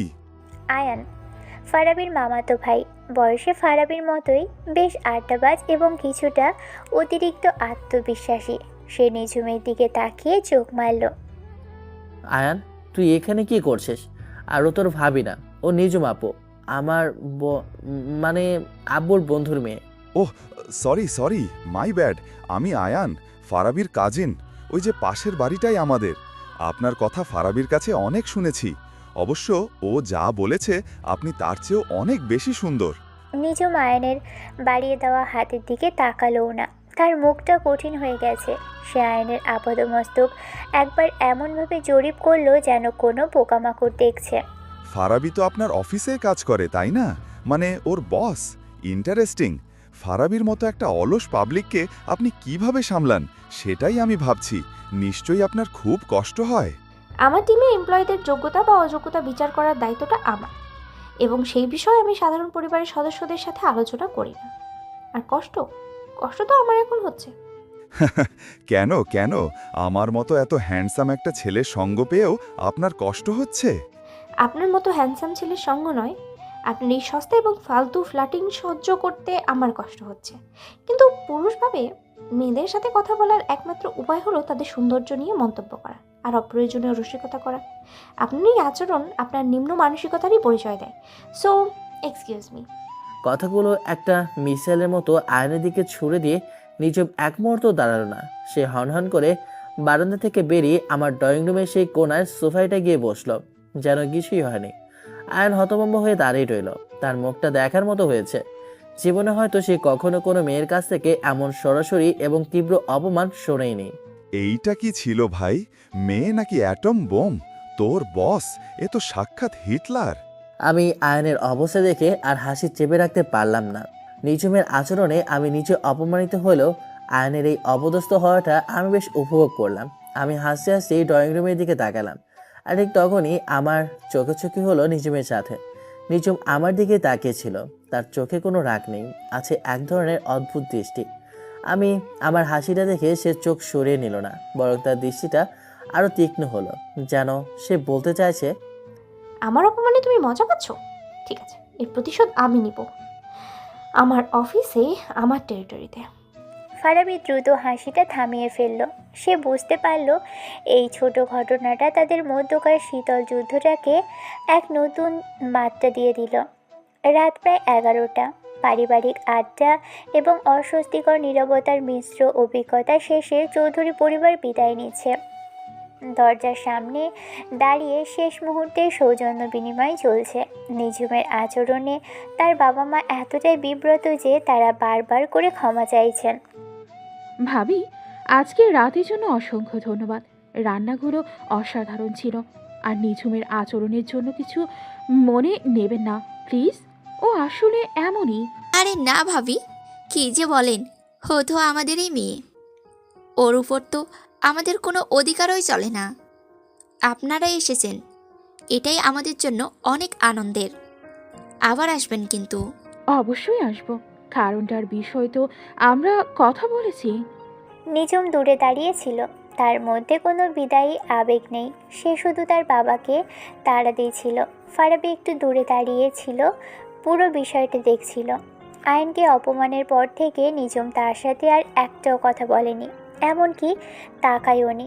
কিন্তু ফারাবি বুঝতে পারছিল একটা শীতল যুদ্ধ জারি হয়ে গেছে। আচ্ছা ইফতেখার, তাহলে আমরা আজ উঠি রে, কাল আবার অফিস আছে। আরাবি বাবা, ভালো থেকো।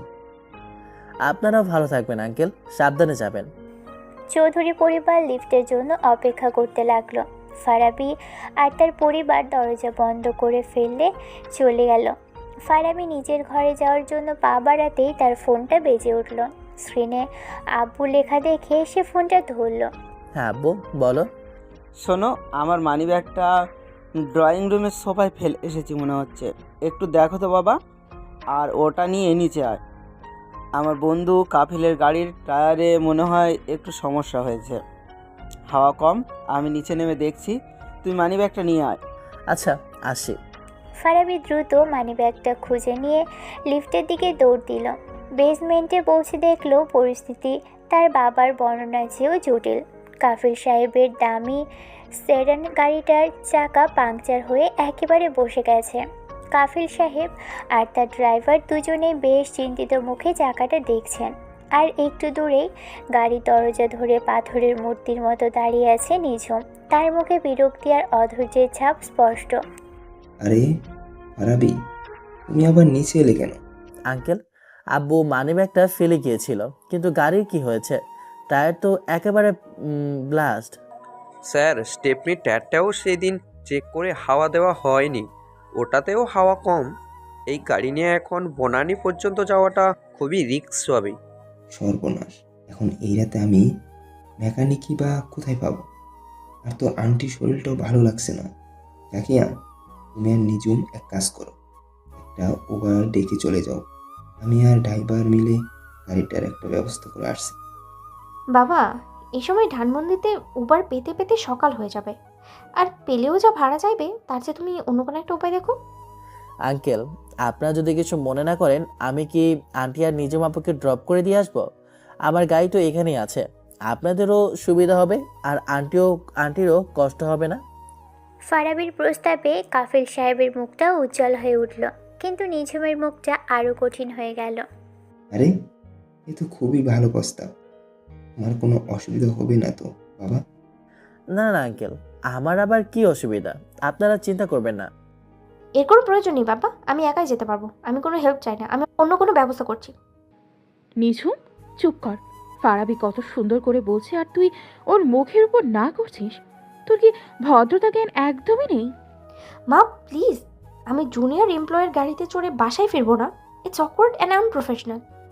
এখন আমরা অফিসে নেই নিজম আপু, আর আমি আপনার জুনিয়র এমপ্লয়ি হিসেবেও এখানে আসিনি। আমি এসেছি আঙ্কেলের ছেলে হিসেবে, আপনাদের পারিবারিক বন্ধু হিসেবে। তাছাড়া এই মুহূর্তে আন্টির স্বস্তির চেয়ে আপনার প্রফেশনালিজম বেশি গুরুত্বপূর্ণ বলে আমার মনে হয় না। ফারাবির শেষ কথাটা নিঝুমের অহংকারে গিয়ে লাগলো, কিন্তু যুক্তির কাছে সে হার মানল। জাকিয়া চৌধুরী অসুস্থ, মুখ আর বাবার অসহায়তার সামনে তারা না বলার সুযোগ হইল না। সে দাঁতে দাঁত চেপে মাথা নাড়ল। আপনারা দাঁড়ান, আমি গাড়িটা নিয়ে আসি। কিছুক্ষণ পর ফারাবি তার টয়োটা এক্সিও গাড়িটা নিয়ে এলো। জাকিয়া চৌধুরী সামনের সিটে বসলেন আর নিঝুম কোনো কথা না বলে পিছনের দরজা খুলে একেবারে এক কোণে গিয়ে বসলো। গাড়ি চলতে শুরু করলো। প্রথম কয়েক মিনিট গাড়িতে পিনপতন নীরবতা, শুধু ইঞ্জিনের শব্দ আর রাস্তার হর্ন। অনেক ধন্যবাদ বাবা, আজ তুমি না থাকলে ঠিক কি হতো? এই মেয়েটাকে নিয়ে আমি আর পারি না। ওর মেজাজ আর অহংকার দিন দিন বেড়েই চলেছে। তাই না আন্টি, এসব কি বলছেন? এটা তো আমার দায়িত্ব। ঠিক তখনই অস্বস্তিকর নীরবতা ভাঙতে ফারাবি গাড়ির মিউজিক সিস্টেমটা অন করে দিল। আর দুর্ভাগ্যবশত রেডিওতে তখন বাজছে হাবিব ওয়াহিদের বিখ্যাত রোমান্টিক গান, ভালোবাসবো বাসবো রে বন্ধু তোমায় যতনে। গানের লাইনগুলো যেন এই থমথমে পরিবেশের সাথে রসিকতা করছে। ফারাবি অপ্রস্তুত হয়ে গেল। গানটা শুরু হওয়ার সাথে সাথে নিজম যেন বিদ্যুৎ স্পষ্ট হলো। সে সামনের দিকে ঝুঁকে এসে কোনো কথা না বলে সজনে মিউজিক সিস্টেমে চ্যানেল পরিবর্তনের বাটনে চাপ দিল। মুহূর্তের মধ্যে রোমান্টিক গানের বদলে রেডিওতে এক সংবাদ পাঠকের কণ্ঠস্বর ভেসে এলো। আমি তো অবাক হয়ে বললাম, আরে কি হলো? গানটা তো ভালোই ছিল। আমার ড্রাইভিংয়ের সময় গাড়িতে উচ্চস্বরে গান বা অপ্রয়োজনীয় আওয়াজ পছন্দ নয়। It's distracting। উচ্চস্বরে তো ছিল না, আর গানটা অপ্রয়োজনীয় ছিল। এটাই বা কেন, কে বলল? হয়তো কারো জন্য বেশ প্রয়োজনীয় হতে পারে। আপনার জন্য প্রয়োজনীয় হতে পারে, আমার জন্য। আমি একদম প্যাসেঞ্জার, আর আমার সুস্থ থাকাটা ড্রাইভারের দায়িত্ব। So please focus on the road. আচ্ছা বাবা, আচ্ছা নিউজে শোনেন। দেখেন, খবর রাখা তো নাগরিক হিসেবে আমাদের দায়িত্ব, তাই না? কোথায় বন্যা হলো, কোথায় শেয়ার বাজার পড়লো, এইসব তো রোমান্টিক গানের চেয়ে অনেক বেশি জড়িত, তাই তো ম্যাম? ফারাবির কথার মাঝে যে সূক্ষ্ম খোঁজাটা ছিল সেটা নিঝুমের কান এড়ালো না। সে রিয়ার ভিউ মিররে ফারাবির হাসি মাখা মুখের প্রতিচ্ছবি দেখতে পেল।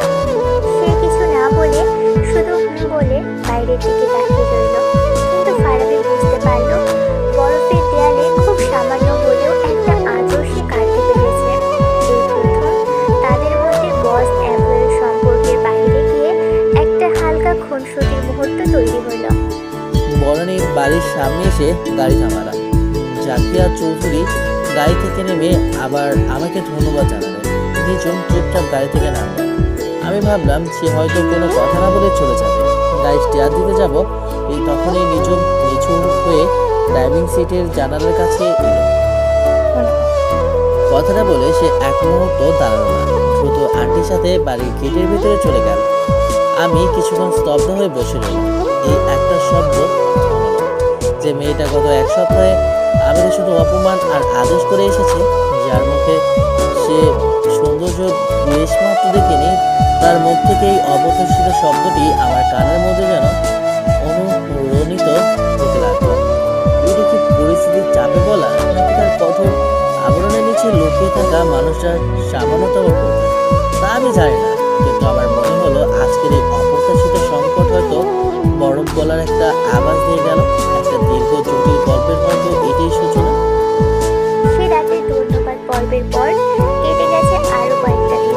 ফারাবি এবং নিঝুমের সম্পর্কে বরফ গলেনি, তবে আগে সেই তীব্র শীতলতার বদলে জায়গা করে নিয়েছে এক ধরনের অদ্ভুত অস্বস্তিকর নীরবতা। তারা এখন প্রয়োজন ছাড়া একে অপরের সাথে কথা বলে না। ফারাবি তার কাজ করে যায়, আর নিঝুম কাজের টেবিলের ভিতর থেকে তীক্ষ্ণ দৃষ্টিতে সবকিছু পর্যবেক্ষণ করে। অফিসের সবাই এই নীরব যুদ্ধটা উপভোগ করে। ঠিক এমনই এক মঙ্গলবার সকালে কোম্পানির সিইও মিস্টার কবিরের অফিস থেকে একটা জরুরি তলব এলো। মিস্টার কবিরের সেক্রেটারি বলেন, নিঝুম ম্যাম এবং ফারাবি স্যার আপনাদের দুজনকে কনফারেন্স রুমে ডেকেছেন এক্ষুনি। নিঝুম এবং ফারাবি একে অপরের দিকে না তাকিয়ে কনফারেন্স রুমের দিকে এগোলো। বিশাল এক কাঠের টেবিলের ওপাশে বসে আছে মিস্টার কবির। 50 এক বিচক্ষণ ব্যক্তিত্ব, তার মুখে একই সাথে উত্তেজনা এবং চিন্তার ছাপ। Good morning, have a start. আমি সরাসরি আসল কথায় আসছি।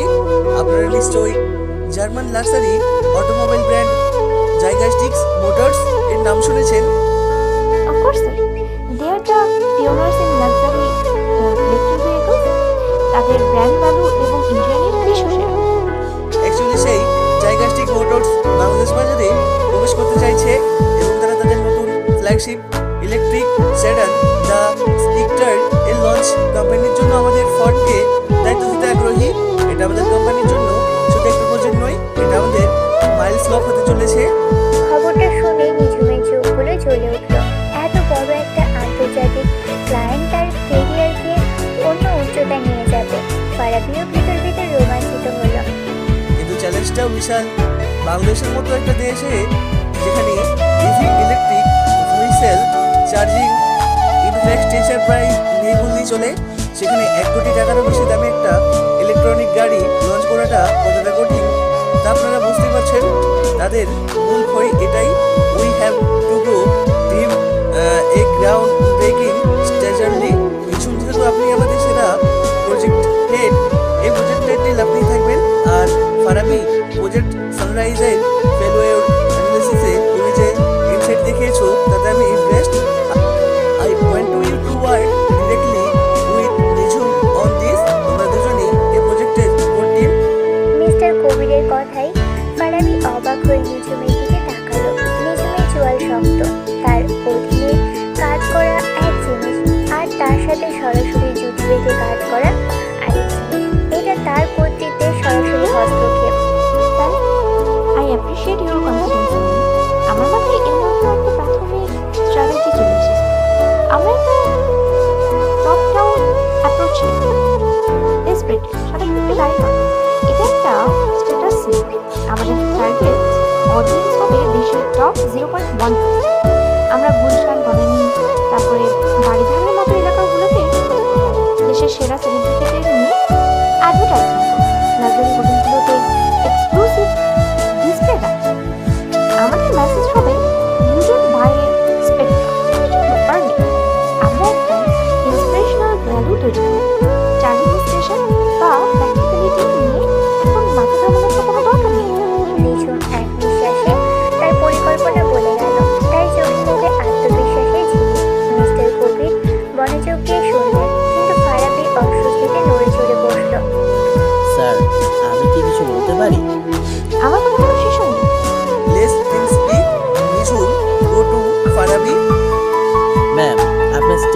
সাথে আমি সম্মান দেখেই বলছি।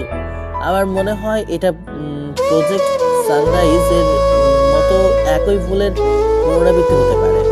আমরা আবারও প্রোডাক্টের গ্ল্যামারের উপর ফোকাস করছি, কিন্তু কাস্টমারের মূল যে ভয় বা অ্যানেক্সটি সেটাকে অ্যাড্রেস করছি না। Right? যারা 1 কোটি টাকা নিয়ে গাড়ি কিনবে তাদের আবার কিসের দায়িত্ব মিস্টার কার্বি? তারা চাইলে নিজেদের বাড়িতে 10টা চার্জিং স্টেশন বসাতে পারে। ভয়টা টাকা নয় ম্যাম, ভয়টা হলো রেঞ্জ অ্যাংজাইটি। ভয়টা হলো গাড়ি নিয়ে সিলেট বা কক্সবাজার যাওয়ার পথে মাঝ রাস্তায় চার্জ শেষ হয়ে গেলে কি হবে। এই ভয়টা দূর করতে না পারলে আপনার সেলিব্রিটি অ্যান্ডোসমেন্ট কোনো কাজেই আসবে না। আমার প্রস্তাবটা ঠিক এর উল্টো, বটম আপ অ্যাপ্রোচ। মানে কি বলতে চাইছেন আপনি? পরিষ্কার করে বলুন। মানে হলো আমরা গাড়ি লঞ্চ করার আগে একটা ইকোসিস্টেম তৈরি করব। আমরা ঢাকার সেরা 10টা কফি শপ, 5টা প্রাইভেট ইউনিভার্সিটি এবং প্রধান কর্পোরেট অফিসের সাথে পার্টনারশিপ করব। তাদের পার্কিং লটে আমরা গাইড ব্র্যান্ডের চার্জিং পয়েন্ট বসাবো, সম্পূর্ণ বিনামূল্যে। মানুষ গাড়ি কেনার আগে যখন দেখবে যে তার পছন্দের কফি শপে, তার সন্তানের ইউনিভার্সিটিতে বা তার অফিসের নিচে গাড়ির চার্জ দেওয়ার সুন্দর ব্যবস্থা আছে, তখন তার ভেতরের ভয়টা আস্থায় পরিণত হবে। We are not a selling এর car, we are selling a lifestyle of confidence. আমাদের মার্কেটিং হবে বিশ্বাস করুন, শুধু স্বপ্ন দেখানো। ফারাবির কথা শেষ হতে কনফারেন্স রুমে নীরবতা নেমে এলো। মিস্টার কবিরের চোখে মুখে প্রশংসার ছাপ, কিন্তু নিঝুমের মুখ অপমানে লাল হয়ে গেছে। তার টিমের একজন নতুন সদস্য, তার সিনিয়র, এমনকি কোম্পানির সিইওর সামনে তার স্ট্র্যাটেজিকে সরাসরি চ্যালেঞ্জ করছে।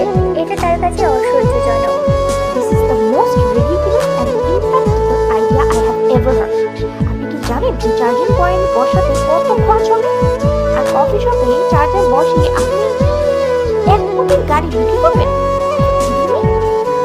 খরচটা ক্লায়েন্টই বহন করবে, কারণ এটা তাদের মার্কেটিং বাজেটেরই অংশ। আর আমি মজা করছি না। যে মানুষটা নর্থ এন্ডে কফি খেতে যায়, সেই আপনার পটেনশিয়াল কাস্টমার। তাকে প্রদর্শনীয় ঘরে টেনে আনার চেয়ে তার কমফোর্ট জোনে গিয়ে প্রোডাক্টের সুবিধাটা দেখানো অনেক বেশি কার্যকর। announced I like this idea, Farabi's idea. এটাতে একটা নতুনত্ব আছে, একটা সাহস আছে। নিঝুম তোমার স্ট্র্যাটেজিটাও ভালো, তবে ওটা সেফ। আর এত বড় ক্লায়েন্টকে আমরা সেফ খেলে ধরে রাখতে পারবো না। I want both of you to work on Farabi's idea. একটা ডিটেলস প্রপোজাল বানাও। I want to want my decide by tomorrow everything now you have left. Mister কবিরের সিদ্ধান্ত চূড়ান্ত। নিঝুম রাগে অপমানে প্রায় কাঁপতে কাঁপতে চেয়ার ছেড়ে উঠে দাঁড়ালো। ফারাবির দিকে একবারও না তাকিয়ে সে হনর করে রুম থেকে বেরিয়ে গেল। ফারাবি বুঝতে পারলো সে বাঘের খাঁচায় হাত দিয়ে ফেলেছে।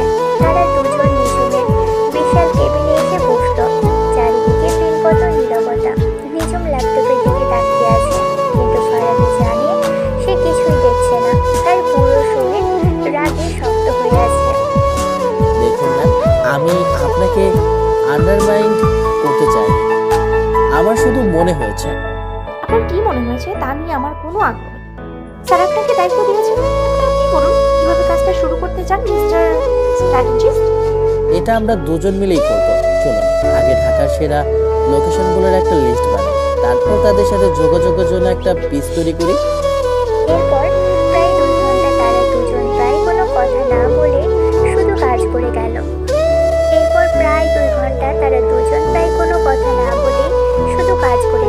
তাদের মধ্যেকার টেনশন এত তীব্র ছিল যে কেবিনের বাতাস পর্যন্ত ভারী হয়ে উঠেছিল।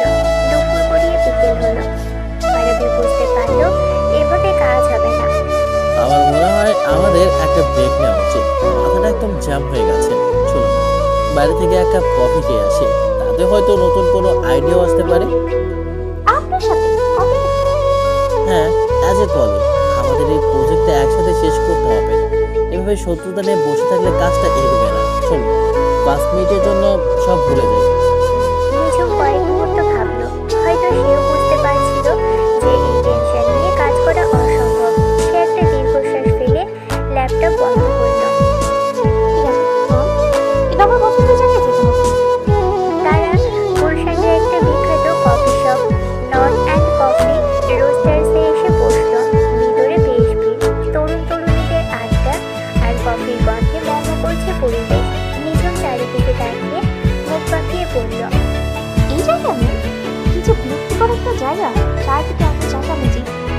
বসে কফি খাওয়াটার উঠবে।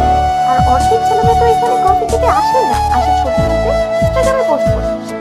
এটাই তো আমাদের টার্গেট অডিয়েন্স, ম্যাম, যারা লাইফস্টাইল শো অফ করতে ভালোবাসে।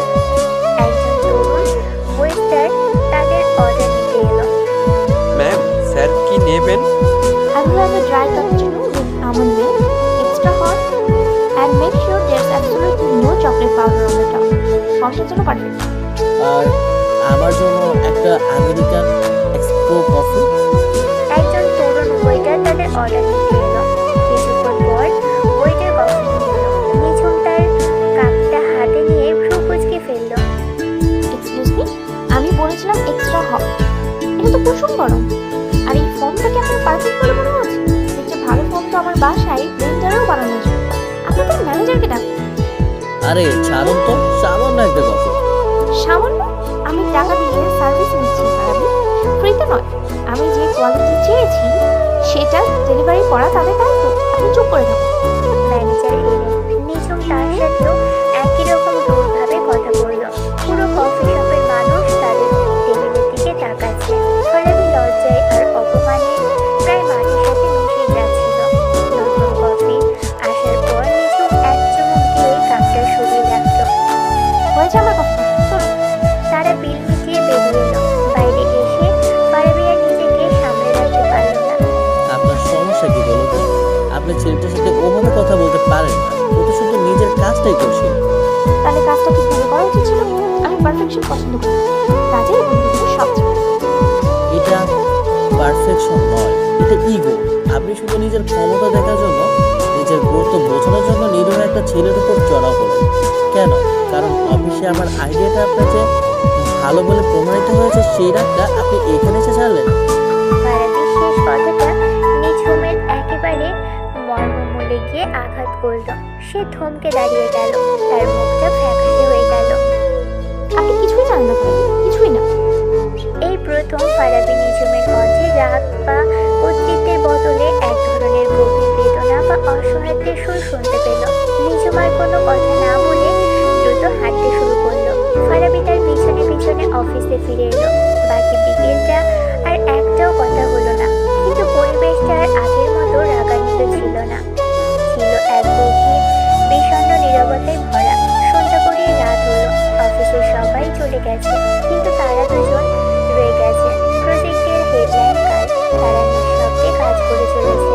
রাত 10টার দিকে ফারাবি বাইরে থেকে স্যান্ডউইচ আর কফি নিয়ে এলো। একটা স্যান্ডউইচের প্যাকেট নিঝুমের দিকে এগিয়ে দিয়ে বলে, কিছু খেয়ে নিন, খালি পেটে কাজ করলে ভুল হওয়ার সম্ভাবনা বেঁচে থাকে। নিঝুম একবার ফারাবির মুখের দিকে তাকালো, তারপর কোনো কথা না বলে প্যাকেটটা নিল। তারা পাশাপাশি বসে খেতে লাগলো।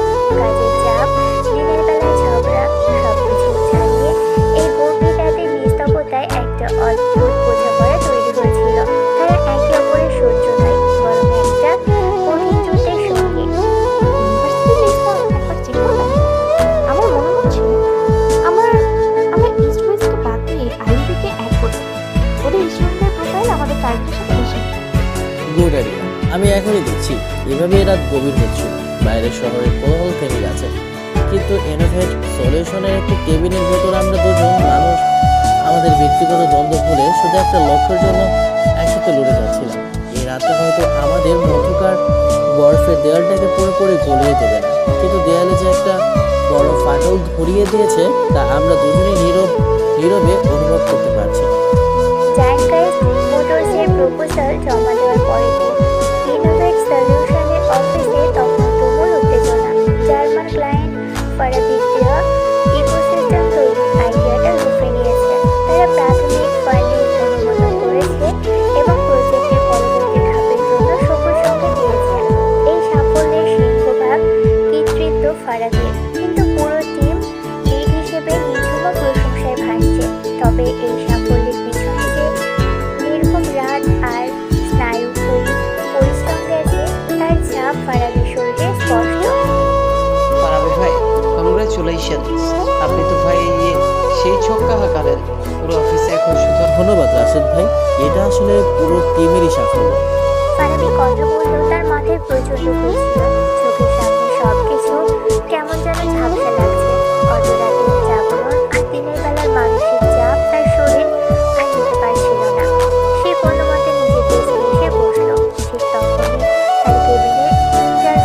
বেজে উঠল।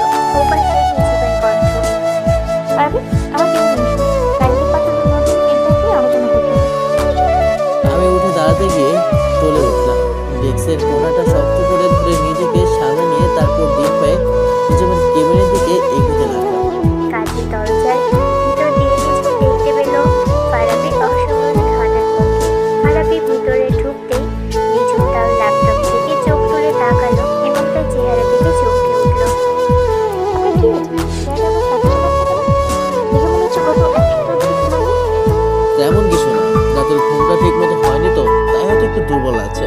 আপনি বলুন, ক্লায়েন্টের ফিডব্যাক কি? ক্লায়েন্টের ফিডব্যাক পরে আলোচনা করলেও চলবে। আপনার চোখ দুটো টকটকে লাল হয়ে আছে। আপনার কি জ্বর এসেছে? না না, আমি একদম ঠিক আছি। কাজের কথা বলুন প্লিজ। নিঝুম কিছু একটা বলতে যাবে ঠিক তখনই ফারাবির শরীরটা কেঁপে উঠল। সে কপাল চেপে ধরে চোখ বন্ধ করলো। তার কপাল বেয়ে ঘাম ঝরছে। ফারাবি, কি হয়েছে আপনার? কথা বলছেন না কেন? মাথাটা খুব ঘুরছে, সবকিছু কেমন যেন। কথা শেষ করার আগেই ফারাবি প্রায় চেয়ার থেকে পড়েই যাচ্ছিল। নিঝুম এক লাফে নিজের চেয়ার ছেড়ে ছুটে এসে ফারাবিকে ধরে ফেলল।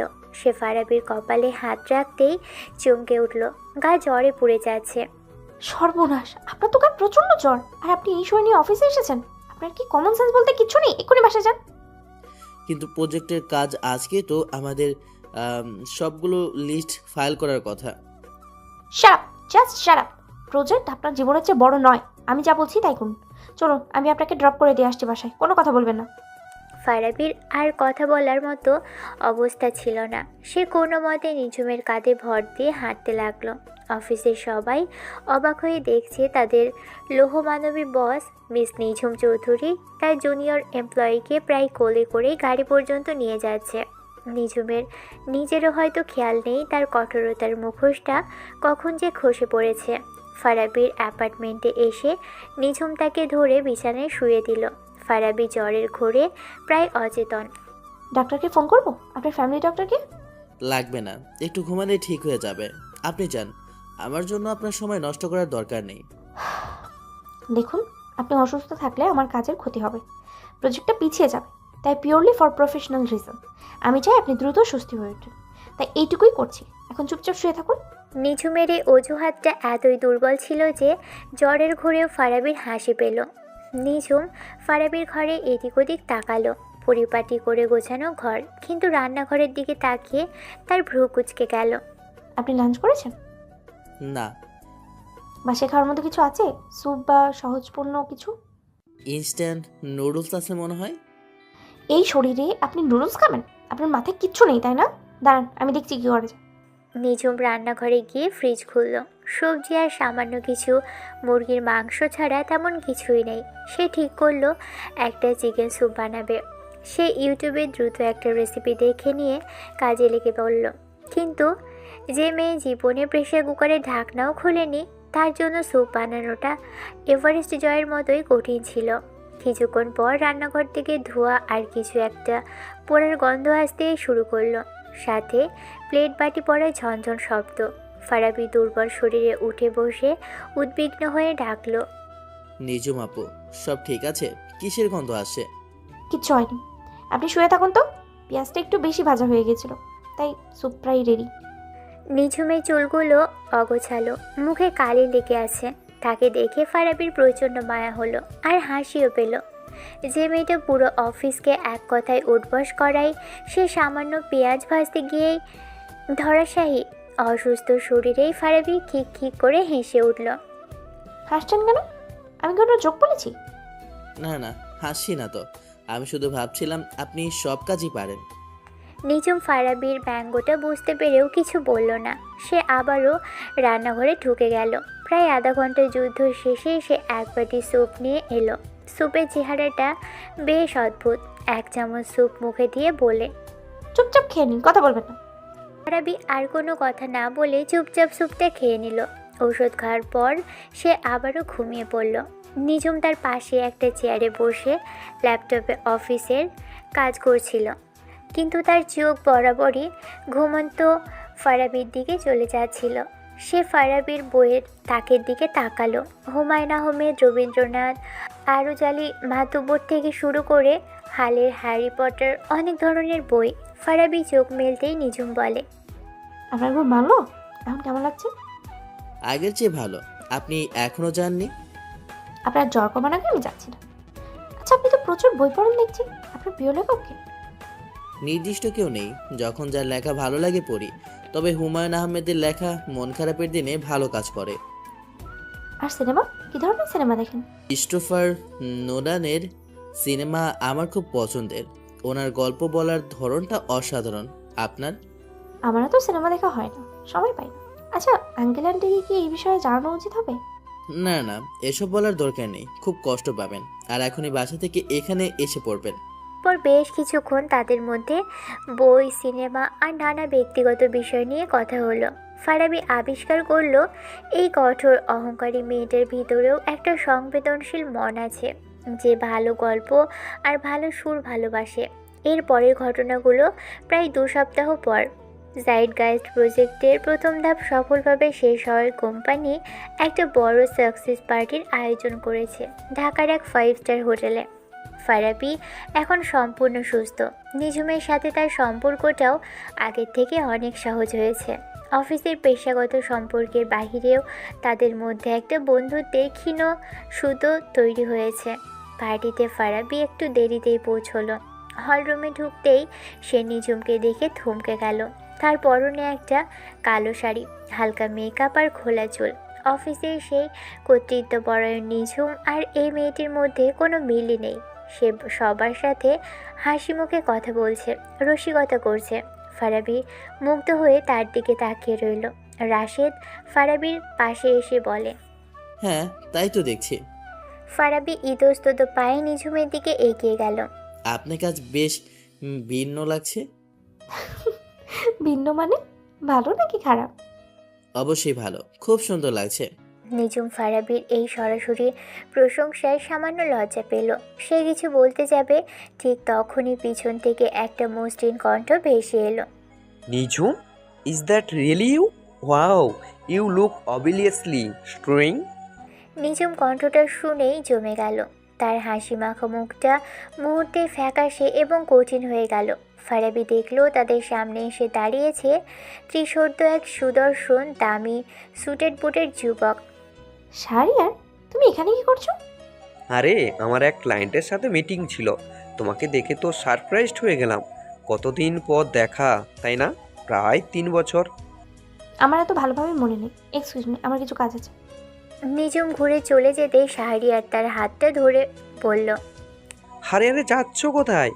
এত বছর পর দেখা হলো, একটু কথা তো বলাই যায়, তাই না? এখনো কি আমার উপরে রেগে আছো? Come on, you are kids back then. আমার হাত ছাড়ো শাহরিয়ার, এখানে কোনো সিন ক্রিয়েট করো না। কেন ভয় পাচ্ছ? তোমার এই নতুন বন্ধুটি আমাদের বিষয়ে জেনে ফেলবে বলে? বাই দা ওয়ে, উনিকে? পুরো ঘটনাটা ফারাবির চোখের সামনেই ঘটছিল। সে বুঝতে পারছিল লোকটা নিঝুমকে ইচ্ছে করে হেনস্থা করছে। সে আর স্থির থাকতে পারল না। সে শান্তভাবে এগিয়ে গিয়ে শাহরিয়ারের মুখোমুখি দাঁড়ালো। আমার মনে হয় উনি যখন যেতে চাইছেন তখন আপনার ওনাকে যেতে দেওয়া উচিত। And you are their bodyguard? আপনি আমাকে যা খুশি ভাবতে পারেন, কিন্তু ম্যাম এখন একটা অফিসিয়াল পার্টিতে আছেন আর উনি আমার বস। ওনার কোনো অসুবিধা হলে সেটার খেয়াল রাখাটা আমার দায়িত্ব। এরপর ফারাবি নিঝুমের দিকে তাকালো। ম্যাম, মিস্টার কবির আপনাকে খুঁজছিলেন প্রজেক্টের নেক্সট ফেজ নিয়ে কথা বলার জন্য। চলুন আমার সাথে। এরপর আমি নিঝুমের হাতটা আলতো করে ধরলাম, যেটা শাহরিয়ার ধরে রেখেছিল, এবং ছাড়িয়ে নিল। তারপর নিঝুমকে সাথে নিয়ে ভিড়ের মধ্যে দিয়ে হেঁটে হলের অন্য প্রান্তে একটা ফাঁকা বেলকনিতে চলে এলাম। ওদিকে শাহরিয়ার হতভম্ব হয়ে দাঁড়িয়ে রইল। ব্যালকনিতে এসে নিঝুম রেলিং ধরে দাঁড়ালো। তার পুরো শরীর কাঁপছে। ফারাবি তার জন্য একটা গ্লাসে পানি নিয়ে এলো। আপনি ঠিক আছেন? নিঝুম কোনো উত্তর না দিয়ে শুধু পানিটা খেলো। কিছুক্ষণ পর সে খুব আস্তে করে কথা বলল। ধন্যবাদ। আবার এর জন্য ধন্যবাদ দেওয়ার কিছুই নেই। আপনার ব্যক্তিগত বিষয় হলেও অফিসের বস হিসেবে আপনার সম্মান রক্ষা করা আমার দায়িত্ব। ফারাবির এই কথাটা নিঝুমের ভিতরটাকে যেন নাড়িয়ে দিল। সে ফারাবির দিকে তাকালো। তার চোখে আর সেই কঠোরতা নেই, আছে একরাশ ক্লান্তি আর বিষণ্ণতা। ও আমার প্রাক্তন প্রেমিক ছিল ইউনিভার্সিটিতে, খুব ভালোবাসতাম, কিন্তু ও আমার বিশ্বাসটা খুব বাজেভাবে ভেঙেছিল। শুধু আমার সাথেই নয়, আরও অনেকের সাথেই প্রতারণা করেছিল। সেই ঘটনার পর থেকে আমি পুরুষকে বিশ্বাস করতে ভয় পাই। আমি শিখেছি এই পৃথিবীতে আবেগ বা ভালোবাসার কোনো দাম নেই, এখানে শুধু ক্ষমতাই টিকে থাকে। তাই আমি কঠোর হয়েছি ফারাবি। আমি একটা দেয়াল তুলে দিয়েছি আমার চারপাশে, যেন কেউ আর আমাকে আঘাত করতে না পারে। আমার এই বসগিরি, আমার এই রাগ, সব আসলে আমার ভয় থাকার একটা মুখোশ। নিজমের কণ্ঠ ধরে আসিল। আমি কোনো কথা বললাম না, শুধু নীরবে তার পাশে দাঁড়িয়ে রইলাম। আমি বুঝতে পারছিলাম এই শক্তিশালী মেয়েটার ভেতরে ক্ষতটা কতটা গভীর। আজ রাতে এই অপ্রত্যাশিত ঘটনার মধ্যে দিয়ে আভি শুধু আমার বসকে নয়, আমি শুধু আমার বসকে নয়, তার আড়ালে মানুষটাকেও নতুন করে চিনতে শুরু করেছি। সেই পার্টি এবং ব্যালকানির রাতের পর কেটে গেছে প্রায় 6 মাস। জাইডগাইস্ট মোটরস এর প্রজেক্ট এখন সাফল্যের চূড়ায়। ফারাবির ইকোসিস্টেম তৈরির আইডিয়াটা এতটাই সফল হয়েছে যে শুধু বাংলাদেশেই নয়, দক্ষিণ এশিয়ার অন্যান্য দেশেও তারা এই মডেলটি অনুসরণ করার কথা ভাবছে। এই 6 মাসে শুধু প্রজেক্টটি এগোয়নি, এগিয়েছে ফারাবি আর নিঝুমের সম্পর্ক। অফিসের সেই শীতল যুদ্ধ এখন নদীর, তার জায়গায় তৈরি হয়েছে গভীর বন্ধুত্ব, বোঝাপড়া আর পারস্পরিক শ্রদ্ধা। তারা এখন একে অপরের সবচেয়ে বড় সমালোচক, আবার সবচেয়ে বড় সমর্থকও। এক শুক্রবার বিকেলে ইনোভেট সলিউশনের প্রায় ফাঁকা অফিসে নিজের কেবিনে বসেছিল নিঝুম। বাইরে ঝুম বৃষ্টি। সে একমনে ল্যাপটপে কাজ করছিল, কিন্তু তার মনোযোগ বারবার চলে যাচ্ছিল পাশের খালি ডেস্কটার দিকে। ফারাবি আজ অফিসে আসেনি, পারিবারিক কাজে ঢাকার বাইরে গেছে। গত 6 মাসে এমন একটা দিনও যায়নি যেদিন তারা একে অপরের সাথে কথা না বলে কাটিয়েছে। আজ প্রথমবারের মতো অফিসটা বড্ড ফাঁকা আর প্রাণহীন লাগছে। ঠিক তখনই নিঝুমের ফোনে একটা মেসেজ এলো। ফারাবির মেসেজ, একটা ছবির সাথে একটা লাইন লেখা। ছবিতে দেখা যাচ্ছে ফারাবি একটা গ্রামের মেঠো পথে কাদা পানি দিয়ে মারিয়ে হাঁটছে, তার মুখে অমলিন হাসি। নিচে লেখা, শহরের চেয়ে গ্রামের কাদা ভালো, এখানে অন্তত মানুষগুলোর মনে কোনো কাদা নেই। নিঝুম ছবিটা দেখে নিজের অজান্তে হেসে ফেলল। সে রিপ্লাই লিখতে যাবে এমন সময় তার কেবিনের দরজায় নক হলো। তামিন, ভেতরে প্রবেশ করলেন মিস্টার কবির, তার মুখে প্রসন্ন হাসি। নিঝুম, আশা করি বিরক্ত করলাম না? আসলে একটা সুখবর ছিল। অবশ্যই না স্যার, বলুন প্লিজ। জার্মানি থেকে জাইগাস্টিক মোটরস হেড অফিস আমাদের কাজের উপর চূড়ান্ত রিপোর্ট পাঠিয়েছে। দে আর এক্সট্রিমলি হ্যাপি। শুধু তাই নয়, তারা আমাদের সাথে 5 বছরের জন্য এক্সক্লুসিভ পার্টনারশিপের চুক্তি করতে চাই। এটা তো অসাধারণ খবর স্যার। খবর এখনও শেষ হয়নি। তারা এই পুরো সাউথ এশিয়ান প্রজেক্ট পরিচালনার জন্য একজন ক্রান্তি হেড নিয়োগ করতে চাই, এবং সেই পদের জন্য তারা আমাদের ফার্ম থেকে একজনকে চেয়েছে। তারা 2টো নাম সেটলস করেছে, 1 তুমি আর 2 ফারাবি। নিঝুম থমকে গেল। সে আশা করেছিল এ পদের জন্য তাকেই হয়তো বাছা হবে, কিন্তু ফারাবির নামটা শুনে তার ভিতরে কোনো ঈর্ষা হলো না, বরং এক ধরনের গর্ব হলো। যে ছেলেটাকে সে প্রথম দিন অপেশাদার বলে অপমান করেছিল, আজ সে তার যোগ্য প্রতিদ্বন্দ্বী। সিদ্ধান্তটা খুব কঠিন। তুমি অভিজ্ঞ, তোমার ট্র্যাক রেকর্ড অসাধারণ। অন্যদিকে ফারাবির আইডিয়াগুলো যুগান্তকারী। অনেস্টলি বোর্ড মেম্বাররা বিভক্ত, কিন্তু ফাইনাল কল নেওয়ার আগে আমি তোমাদের দুজনের সাথে আলাদাভাবে কথা বলতে চেয়েছিলাম। আজ ফারাবি নেই, তাই তোমার সাথে আগেই বললাম। Tell me Nijhum, why should we choice your over him? Nijhum কয়েক মুহূর্ত চুপ করে রইল। তাই চোখের সামনেই 6 মাস আগের ফারাবি আর আজকের ফারাবির মুখটা ভেসে উঠল।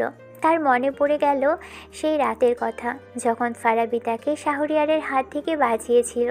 মনে পড়ল অসুস্থ অবস্থায় তার সেবা করার কথা, তার সব রূঢ় আচরণ সহ্য করেও তার পাশে থাকার কথা।